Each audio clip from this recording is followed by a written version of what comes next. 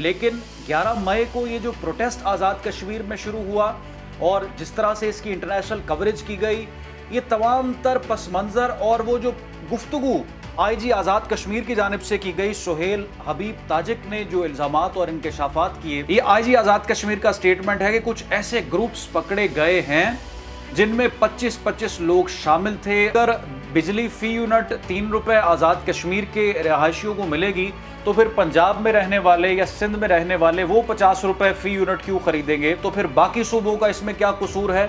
अस्सलाम वालेकुम, आप देख रहे हैं कैपिटल डिजिटल और मैं रुखशान मीर। आज़ाद कश्मीर में होने वाला एहतजाज रंग ले आया है। वज़ीर आज़म शहबाज शरीफ की ज़ेर सदारत आज आज़ाद कश्मीर की सूरत हाल पर इजलास मुनक्किद किया गया और इस इजलास में फौरी तौर पर 23 अरब रुपए की ग्रांट कश्मीर के बासियों के लिए मंजूर की गई है।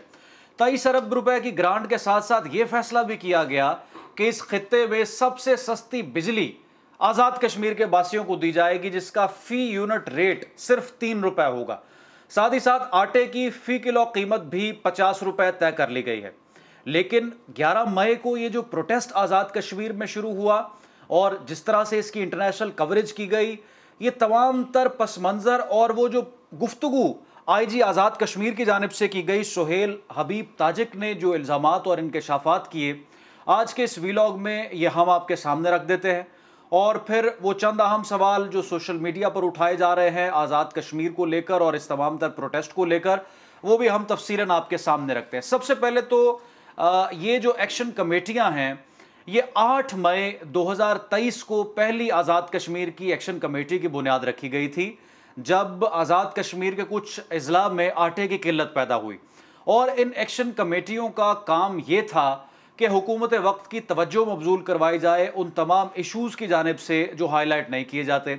और 2023 में भी इस तरह से प्रोटेस्ट हुआ, सुनवाई हुई, मामलात को समझा गया, जो डिमांड्स थी कश्मीरियों की उनको माना गया। लेकिन इस मरतबा मामलात बड़े मुख्तलिफ देखने को मिले। ये जो मुजाहरे थे, ये जो प्रोटेस्ट था, बड़ी शिद्दत इख्तियार कर गया। एक सब इंस्पेक्टर की इसमें आप जानते हैं कि शहादत भी हुई। और इन सारे प्रोटेस्ट को इंडिया में जो कवरेज मिली वो बहुत ज़्यादा नेगेटिव थी।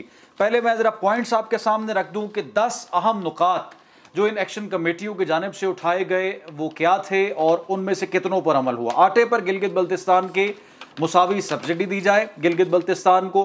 बिजली का टैरिफ आज़ाद कश्मीर में मंगला हाइड्रो पावर प्रोजेक्ट से पैदा होने वाली बिजली की पैदावारी लागत के मुताबिक मुकर्रर किया जाए। हुक्मरान तबके और अफसरशाही की गैर ज़रूरी मराहत का मुकम्मल तौर पर खात्मा किया जाए। तलबा यूनियंस पर लगी पाबंदी ख़त्म हो और इंतखाबात का इनेकाद करवाया जाए। कश्मीर बैंक को शेड्यूल्ड किया जाए। बल्दियाती नुमाइंदगान को फंड्स और इख्तियारात दिए जाएँ। आज़ाद कश्मीर में सेलुलर कंपनियों और इंटरनेट सर्विसेज को मयारी किया जाए। आज़ाद कश्मीर में प्रॉपर्टी ट्रांसफ़र टैक्स को कम किया जाए। आज़ाद कश्मीर में एहतसाब ब्यूरो को फ़ाल किया जाए और एक्ट में दुरुस्ती की जाए। सब्ज दरख्तों की कटाई पर अमलन पाबंदी लगाई जाए और मकामी वुड इंडस्ट्री को फाल बनाने के लिए कानून साजी भी की जाए। ये वो 10 नुकात थे जो एक्शन कमेटियों की जानिब से उठाए गए और 11 मई को फिर पहिया जाम हड़ताल हुई। अब जैसे ही ये पहिया जाम हड़ताल हुई और प्रोटेस्टर्स ने मुख्तलिफ अजला का रुख किया, सड़कों को ब्लॉक किया, तो यकीनी तौर पर फिर जो लॉ इन्फोर्सिंग एजेंसीज़ हैं, पुलिस और दीगर इदारे, वो हरकत में आए। और वहाँ पर फिर अब ये जो वीडियोज़ इस वक्त सोशल मीडिया पर वायरल हैं, जिसमें देखा ये जा रहा है कि पुलिस की जानिब से तशद्दुद किया गया या पहले जो मजलूम निहत्ते प्रोटेस्टर्स हैं उनको निशाना बनाया गया या उनको ज़दोकोब करने की कोशिश की गई। ये गुज़श्ता बरस की कुछ वीडियोज़ हैं और कुछ वीडियोज़ उससे भी पुरानी हैं। फ्रेश जो वीडियोज़ आ रही हैं उसमें पुलिस की जानिब से पहले ना पथराव किया गया, ना ही प्रोटेस्टर्स पर जो है वो किसी भी तरह से चढ़ाई की गई। अब एक इसमें जो अहम इंकशाफ किया है वो स्टेटमेंट मैं आपके सामने रख देता हूँ। ये इंकशाफ है inspector general IG police Azad Kashmir Suhail हबीब ताजिक का, और उन्होंने कहा है, ये आईजी आज़ाद कश्मीर का स्टेटमेंट है कि कुछ ऐसे ग्रुप्स पकड़े गए हैं जिनमें 25-25 लोग शामिल थे और उन लोगों के बारे में ये इत्तलात मिल रही हैं कि वो अमन व अमान की सूरत हाल ख़राब करने और इंतशार फैलाने के लिए भारतीय इंटेलिजेंस एजेंसीज के पे रोल पर हैं। और बाकायदा तौर पर उनके जब अकाउंट्स की छानबीन की गई तो पता चला कि वहां पर जो ट्रांजैक्शंस हैं वो इंडिया से हो रही हैं। और मजीद जब उसकी तहकीक की गई तो पता चला कि रॉ इस तमाम तर प्रोटेस्ट में आग लगाने में जो उनके वैलिड जो मुतालबात थे वो तो हुकूमत पाकिस्तान ने भी तस्लीम किए, उनकी कदर की, पाकिस्तानी मीडिया ने भी उसको हाईलाइट किया, लेकिन वो ग्रुप्स जो सिर्फ पुलिस के साथ या सब इंस्पेक्टर जिस तरह से हमने पहले जिक्र किया कि उनकी शहादत इसमें हुई, वो शहीद हुए, इस तरह के जितने वाकयात थे उनमें जो ग्रुप्स मुलव्वस हैं उनके ताने बाने भारतीय खुफिया एजेंसी से मिलते हैं।